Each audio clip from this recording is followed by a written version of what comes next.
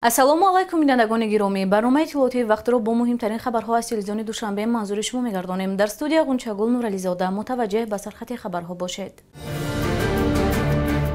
шарҳи бандҳои паём ва баррасии масъалаҳои судманд, ташкили мулоқот дар донишкадаи фарҳанг ва санъати Тоҷикистон ба номи Мирзо Турсунзода. нақши иқтисодиёти рақамӣ дар рушди иқтисоди миллӣ, барраси ин мавзӯъ дар Академияи идоракунии давлатӣ. машваратҳои омӯзишӣ дар муассисаҳои таълимӣ, пайгирии раванди таълим дар ин замина. амри президенти ҷумҳурии Тоҷикистон. вазорати молияи ҷумҳурии Тоҷикистон аз ҳисоби маблағҳои фонди захиравии президенти ҷумҳурии Тоҷикистон дар соли 2023 ба Кумитаи кор бо ҷавонон ва варзиши назди ҳукумати ҷумҳурии Тоҷикистон барои мукофотондани 35 нафар ғолибон ва ҷоизадорони мусобиқаҳои байналмилалии варзишӣ ва мураббиёни онҳо тибқи рӯйхати замима гардида 568750 сомонӣ ҷудо намоянд. Кумитаи кор бо ҷавонон ва варзиши назди ҳукумати ҷумҳурии Тоҷикистон истифодаи саривақтӣ ва мақсадноки маблағҳои ҷудошударо таъмин карда ба вазорати молияи ҷумҳурии Тоҷикистон ҳисоботи хароҷоти анҷомдодаро пешниҳод намоянд. Президенти ҷумҳурии Тоҷикистон Эмомалӣ Раҳмон шаҳри Душанбе 11 феврали соли 2023.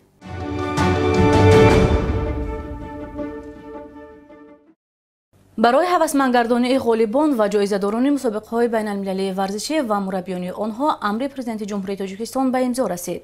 тибқи амри мазкур ва дар асоси пешниҳоди қарори комиссияи мукофотпулиҳои ҷоизаи президенти ҷумҳурии Тоҷикистон 35 нафар варзишгари беҳтарини мамлакат ки ғолибон ва ҷоизадорони мусобиқаҳои байналмилалии варзишӣ мебошанд бо ҷоизаи президенти ҷумҳурии Тоҷикистон сарфароз гардонида шуданд.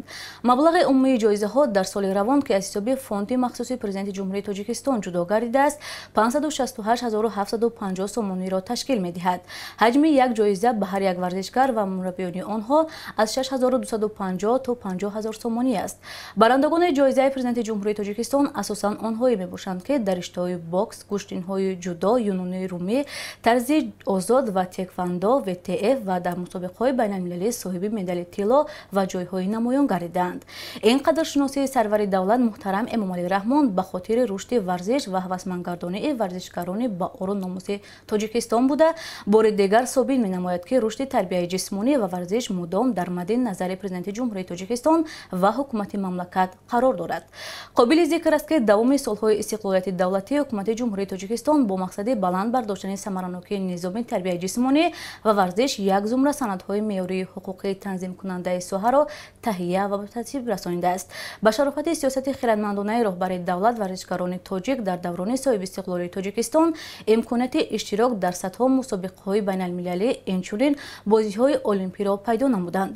варзишгарони тоҷик сол аз сол ба натиҷаҳои дилхоҳи варзишӣ ноил гашта истодаанд. аз ҷумла давоми соли 2022 650 нафар варзишгар, аз ин шумора 34 бонувони аъзои дастаи мунтахаби ҷумҳурии Тоҷикистон аз намуди варзиши олимпӣ ва ғайри олимпӣ ба 64 мусобиқаҳои сатҳи байналмилалии варзишӣ сафарбар гардида, дар натиҷа ба хазинаи варзишии кишвар 548 медал, аз ҷумла 150 тилло, 162 нуқра ва 236 биринҷӣ ворид намуданд, ки натиҷаҳои ба дастовардаи варзишгарон нисбат ба соли 2021 150 медал зиёд мебошад. дар ин давра варзишгарони тоҷик маҳорати олии варзиширо дар сатҳи байналмилалӣ нишон дода 548 маротиба парчами Тоҷикистонро боло бардоштанд. 150 маротиба суруди миллӣ ба хотири дастоварди онҳо дар мусобиқаҳои сатҳи байналмилалӣ садо додааст.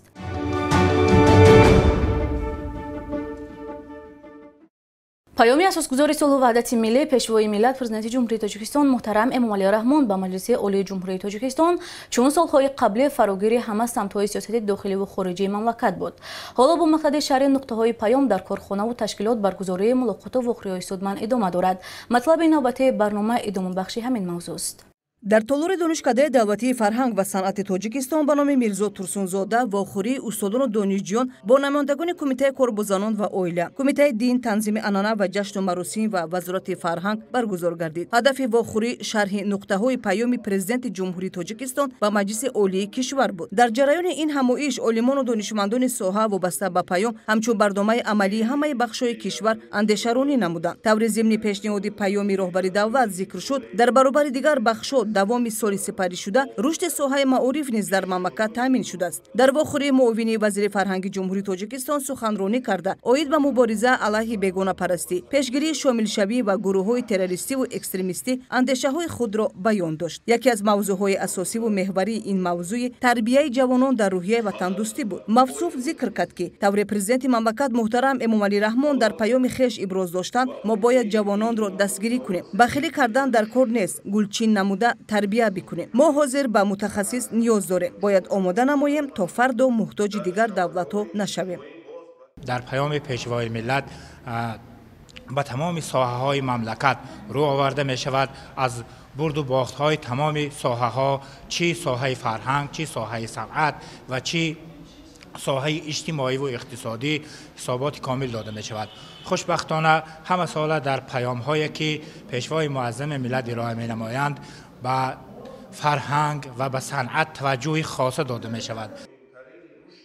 алҳол 1115 нафар бо унвон дар зинаҳои роҳбарикунанда кор ва фаъолият мекунанд. Дар парлумони кишвар бошад беш аз 25%ро занон ташкил медиҳанд. Дар соҳаи маориф 73%, дар тандурустӣ 71%, соҳаи фарҳанг 47%, хизматрасонӣ 40%ро занону бо унвон ташкил медиҳанд. Инчунин дар мақомоти ҳифзи ҳуқуқ 3200 нафар занон фаъолият мебаранд. ҳамзамон Мавсуф дар хусуси пешгирии зӯроварӣ дар оила ва парокандашавии оилаҳои ҷавон низ ибрози назар намуд. Дар рафти вохӯрии намояндаи Кумитаи дин, танзими анъана ва ҷашну маросими назди ҳукумати ҷумҳурии Тоҷикистон даромад намуда, вобаста ба баланд бардоштани рӯҳияи ватандӯстии ҷавонон ва дар ин самт тарбия намудани насли наврасу ҷавонон, шомил нашудани онҳо ба ҳар гуна гурӯҳҳои тундрав изҳори ақида намуд.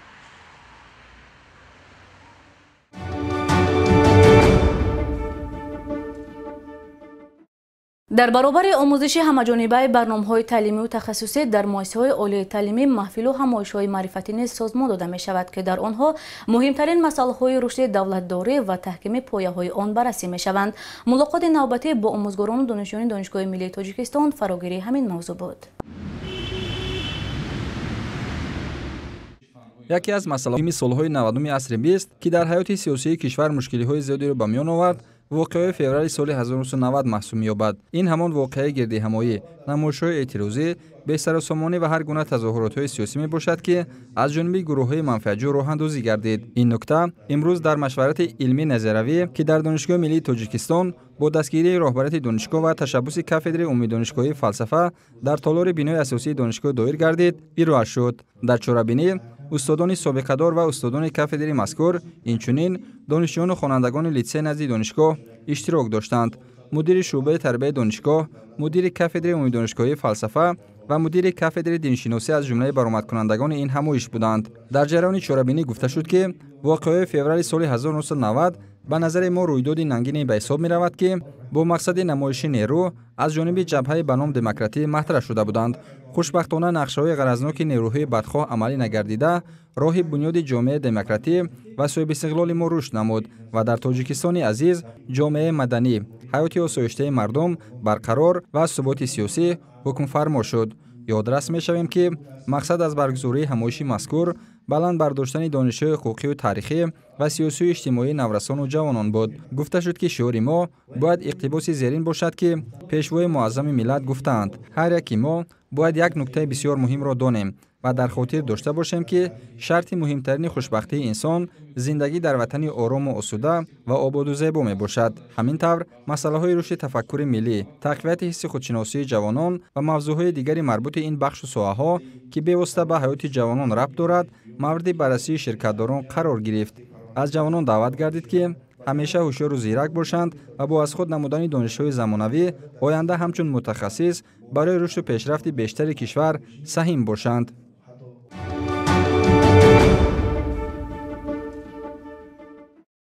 ҳангоми истифодаи технологияи рақамӣ дар иқтисодиёт на танҳо вақт, инчунин маблағҳоро низ сарфа кардан мумкин аст. Масалан, ҳангоми коргузории электронӣ дар ташкилот имкон дорад, ки қисми зиёди хароҷотҳо доир ба коғаз, ранг, мубодилаи ҳуҷҷатҳо сарфа гарданд.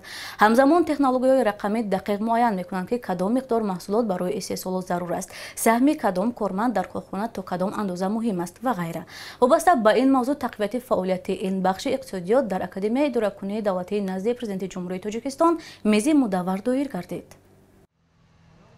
дар асоси стратегияи иқтисоди рақамӣ барномаи миёнамуҳлати рушди иқтисоди рақамӣ дар ҷумҳурии Тоҷикистон барои солҳои 2021-2025 ва нақшаи баргузории машваратҳои илмӣ ва илмию техникӣ, конферансҳо, симпозиумҳо, анҷуманҳо ва семинарҳо дар ҷумҳурии Тоҷикистон барои соли 2023 дар Академияи идоракунии давлатӣ назди президенти ҷумҳурии Тоҷикистон бо ташаббуси пажӯҳишгоҳи идоракунии давлатӣ ва хизмати давлатӣ мизи мудаввари коршиноси иқтисодӣ дар мавзӯи нақши иқтисодиёти рақамӣ дар рушди иқтисоди миллӣ баргузор гардид. Дар ин ҳамоиши илмию амалӣ олимону донишмандон аз муассисаҳои таҳсилоти олии кишвар иштирок намуда масъалаҳои таҳкими асосҳои институтсионалии иқтисоди рақамӣ, рақамикунонии соҳаҳои иқтисоди миллӣ, вусъатдиҳии ҷараёни амалишавии ҳукумати электронӣ, сармоягузорӣ ва нерӯи инсонӣ дар самти иқтисоди рақамӣ, низоми ташкил, ҳамоҳангсозӣ ва амалигардонии иқтисоди рақамиро баррасӣ намуданд. мизи мудаввари коршиноси рақамӣ дар доираи татбиқи стратегияи иқтисоди рақамӣ ва барномаи миёнамуҳлати рушди иқтисоди рақамӣ дар ҷумҳурии Тоҷикистон барои солҳои 2021-2025 ташкилу роҳандозӣ шуд. ҳадафи асосии баргузор намудани мизи мудаввари коршиноси иқтисодӣ дар мавзӯи нақши иқтисодиёти рақамӣ дар рушди иқтисоди миллӣ яке аз ҳадафҳои асосии он ин татбиқи барномаи ҳукумати ҷумҳурии Тоҷикистон дар бораи рушди иқтисоди рақамӣ ва татбиқи ҳукумати электронӣ мебошад. бояд қайд намуд ки имрӯз ислоҳоте ки дар ҳукумати кишвар рафта истодааст, аз ҷумла татбиқи ҳукумати электронӣ ин амалӣ намудани ҳадафҳои асосии барномаҳои мазкур ки барои рушди иқтисодии мамлакат саҳми арзандаи худро метавонад гузорад. аз ҷумла имрӯз дар соҳаҳои истеҳсолоту иҷтимоиёт, иқтисодиёт ва дигар соҳаҳои иқтисодиёти миллӣ ки ислоҳот рафта истодааст, аз ҷумла татбиқ намудани кортҳои пластикӣ дар соҳаи хизматрасонӣ, дар соҳаи бонкдорӣ, молия, дар соҳаи тандурустӣ, соҳаи маориф мебошад ки инҳо ҳама татбиқи ҳадафҳои асосии барномаи рушди иқтисодии рақамӣ ва ҳукумати электронӣ дар ҷумҳурии Тоҷикистон мебошад. кишвари моро имрӯз марҳилаҳои рушди иқтисоди рақамӣ фаро гирифта истодааст ки таҳти назорат ва идора қарор додани онҳо барои рушди давлату миллат, корхонаву ташкилотҳо муҳим мебошад. ҳукумати ҷумҳурии Тоҷикистон рушди иқтисоди рақамиро бо татбиқи технологияҳои ахборӣ идора намуда, аз ҷумла роҳҳои таъмини бехатарии онро низ коркард намудааст. барои он ки иқтисоди рақамӣ ба манфиати умум хизмат намояд, он бояд ҳамаҷониба дар ҳамаи самтҳо истифода бурда шавад. зикр рафт дар ҷараёни ин ҳамоиш аз ҷониби олимон. технологияҳои нав, махсусан зеҳни сунъӣ, ногузир бо тағйироти назар аст дар бозори меҳнат, аз ҷумла ихтисори ҷойҳои корӣ дар баъзе соҳаҳо ва фароҳам овардани имкониятҳои нав дар миқёси давлат робитаи ногусастанӣ доранд.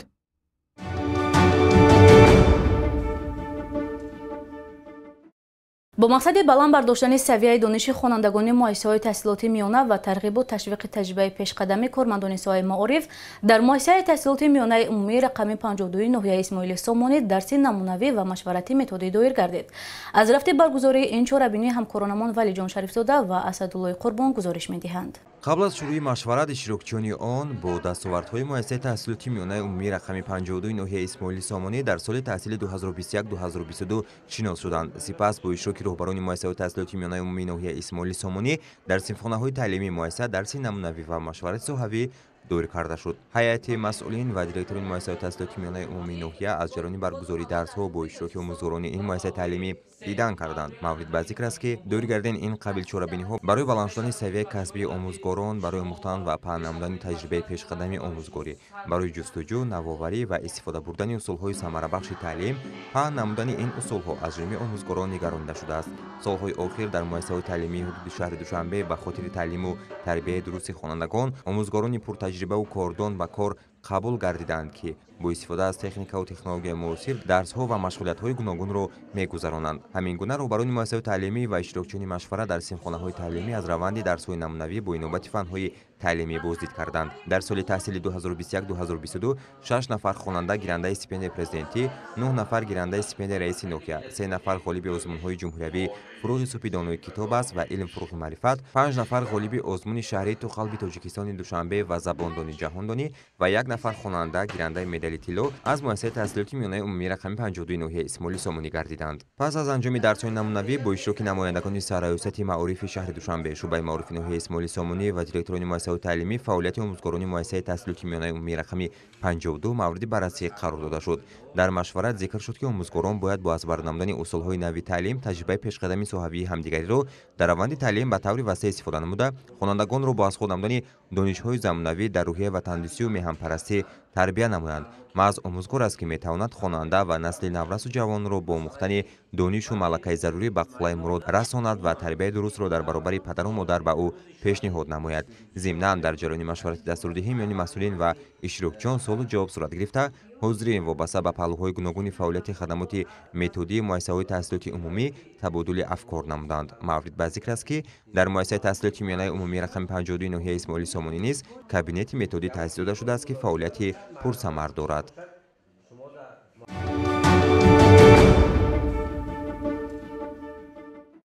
дар доираи таҷлили сисолагии таъсисёбии қувваҳои мусаллаҳи ҷумҳурии Тоҷикистон дар ноҳияҳои шаҳр тадбирҳои гуногуни маърифатӣ ва озмунҳои соҳавӣ гузаронида мешавад. Ин навбат дар ноҳияи Фирдавсӣ озмуни расми беҳтарин миёни таълимгирандагони маҳфилҳои эҷодӣ ташкил шуд. дар доираи нақшачорабиниҳои мақомоти иҷроияи ҳокимияти давлатии ноҳияи Фирдавсӣ ба муносибати сисолагии таъсисёбии қувваҳои мусаллаҳи ҷумҳурии Тоҷикистон дар ноҳия бо ибтикори масъулини шуъбаву бахшҳои марбутаи ноҳия ду озмун, яке расми беҳтарин ва дуюмин иншои беҳтарин ташкилу роҳандозӣ гардид, ки дар он хонандагони фаъол аз муассисаҳои таҳсилоти миёнаи умумии ҳудуди ноҳия ширкат намуда маҳорату малакаи худро санҷиданд. ба иттилои масъулин ҳамин гуна чорабиниҳо мунтазам ташкилу баргузор мешудааст. шароити таълиму тарбия ва аз худкунии барномаҳои таълимӣ давоми солҳои охир дар мактабҳои шаҳр ба маротиб беҳтар гардидааст. инчунин хонандагон дар маҳфилҳои маркази эҷодии кӯдакон ва наврасони ноҳияи Фирдавсӣ ба таҳсилоти иловагӣ фаро гирифта мешаванд. ҳамин аст ки шумораи зиёди хонандагони фаъол дар озмунҳои имрӯза низ ширкат намуданд. дар озмуни иншои беҳтарин ширкатдорон тахаyyулоти рангини худро аз ободиву шукуфои сарзамини беназир хоса пойтахти он шаҳри Душанбе баён намуданд. иштирокчиёни озмуни расми беҳтарин бошанд бо истифодаи маҳорату малакаи расомии худ зебоиҳои кишвари азизамонро тасвир намуда ба ин васила муҳаббату самимияти худро нисбат ба ин сарзамини аҷдодӣ баён намуданд. бо ширкат дар ин гуна озмунҳо ва ҳам мутолиаи асарҳои бадеӣ маҳорати нигорандагии хонандагон тақвият меёбад. сохторҳои марбутаи мақомоти иҷроияи ҳокимияти давлатии ноҳияи Фирдавсӣ аз ҷумла бахши кор бо ҷавонон, варзиш ва комиссия оид ба ҳуқуқи кӯдак нақша доранд ки дар доираи таҷлили сисолагии таъсисёбии қувваҳои мусаллаҳи ҷумҳурии Тоҷикистон чорабиниҳои ҳамсонро бо фарогирии бештари ҷавонону наврасон ташкилу баргузор намоянд.